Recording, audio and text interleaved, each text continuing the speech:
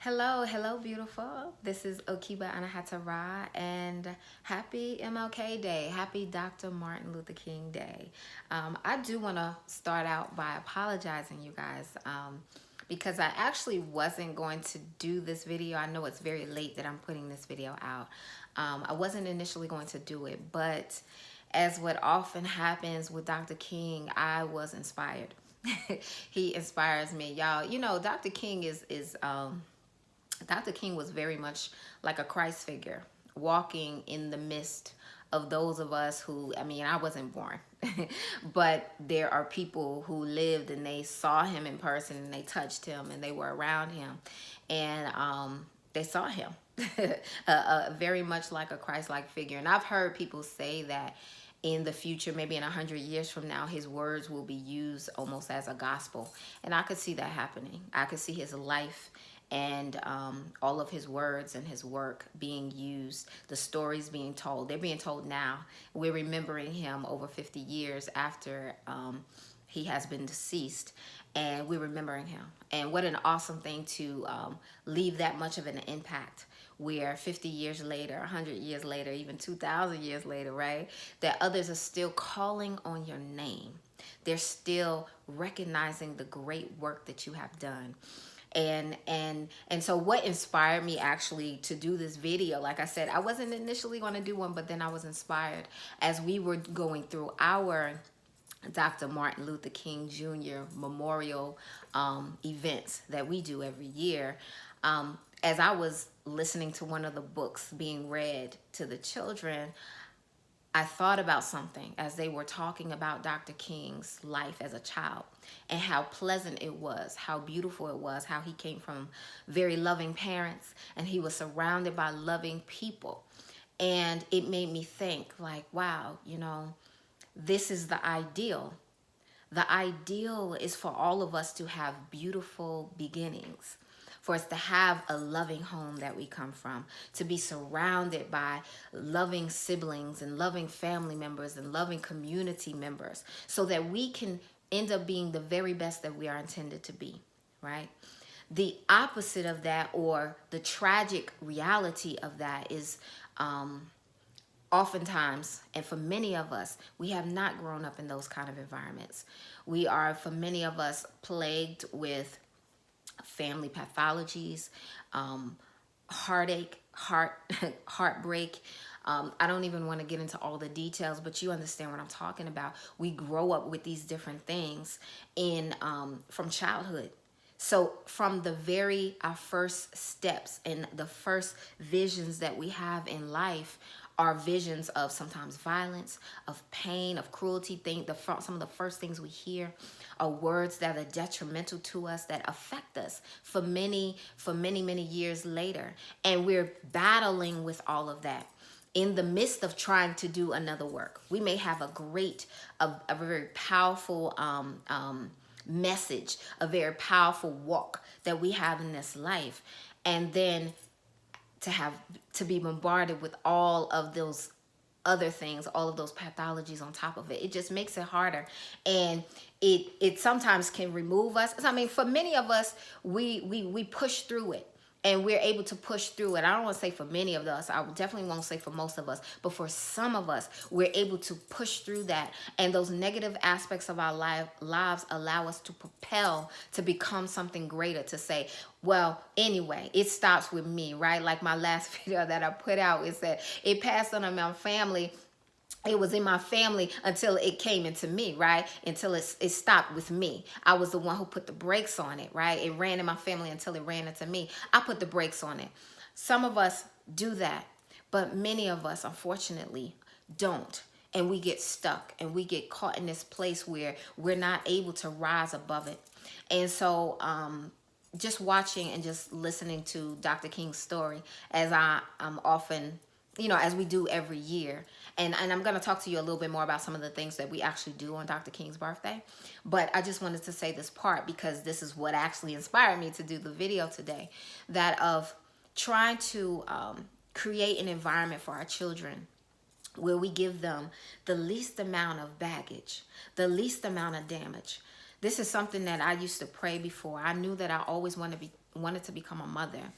But something that I used to pray about being a mother was that I want to rear my children and grow them in a way that gives them the least amount of damage and baggage that they have to contend with on their way to do the greatness that God has for them to do in life, right? And I think that's probably at the heart of it, one of the biggest prayers that we could give to our children, one of the best things we could give to our children, more than wealth, more than, there's so many other things that we could absolutely bless our children with, but that alone, not burdening them with family and generational problems, not burdening them with our own issues, right? We stopping it with us and not continuing it on, not allowing our children to be burdens and or to carry the burdens that we have in our lives.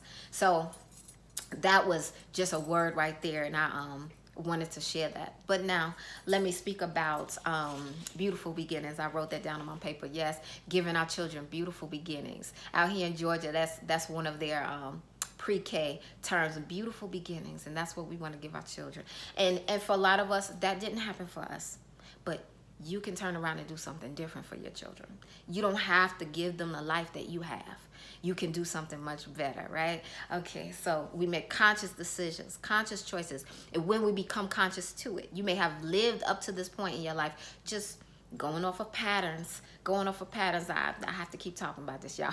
Going off of patterns. We get into this mode where we're just operating without thought, without thinking, right? But when you come to a mindfulness and you finally wake up, change courses and begin to do a different thing. Begin to amend, begin to mend, begin to heal the lives of our children, their hearts, right? Their hearts, helping our children in their hearts and dealing with our own issues first, and not burdening our babies. All right. So now let me go ahead and share with you a few of the things that we do in our memorial services. A long time ago, we live here in Georgia, and we used to always go down to the King Center and visit his home, which has been made into a museum, and walk the neighborhood of Auburn Avenue. And this is even before there was the nonviolent, the Center of Nonviolence out there that has, and I actually haven't been there. I have to go there. But we've seen the memorial and all of that. We used to take the children out there. A few years ago, we kind of stopped doing that, and we started to do more in-home. And usually I'll look online to see, not online, but on the television, basically to see if there's a live event going on, and we'll clip into those things. But typically I have songs. I love doing songs. Stevie Wonder, and I'll put some links below. I love Stevie Wonder's song. Once I hear that, just get me going. And some of the people who have used Stevie Wonder's song, Happy Birthday song, they've added great footage in there.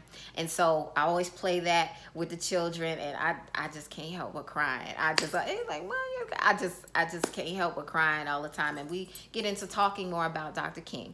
And so we look at the different books. I typically start this days before by going to the library and getting several books for the children to read during their reading times. They have reading time every day. And so give them some books to read during those times. And that I'll read to the small ones. My little boy, he reads too. So, but, doing that with them. And then so when the Dr. King holiday comes, always on a Monday, then we'll have another story read to all of us online. And I think it's great that so many people have shared them. And so we'll do that, and we'll talk deeper about those things. First of all, making sure that they understand who Dr. King was and what his mission was and what he did, why he's so significant, why we celebrate him, why he's why he wasn't just a good man, but he was a great man. This is some of the things that we talk about. This is not simply African American literacy. This is American cultural literacy. This is important for us to know, and actually worldwide, because he was a world figure. So that's some of the things that we do there. And then we go into like today, I talk with them a little bit about their dreams, and we have dreams on a personal level. As I spoke to them, and I said, well, how does your dream affect something bigger than yourself, your brothers, your family? And then so we talked about those things, right? And some of this may depend on the age of your children. I have some very young children. I have a 5-year-old and a 10-year-old. And so, you keep the conversation appropriate. And the last thing that we did this year, and I got this from Sesame Street, which I really like it, we have a peace tree. We created a peace tree. And on this tree, each of us wrote something down that we can do to create a more peaceful environment in our home and in our community.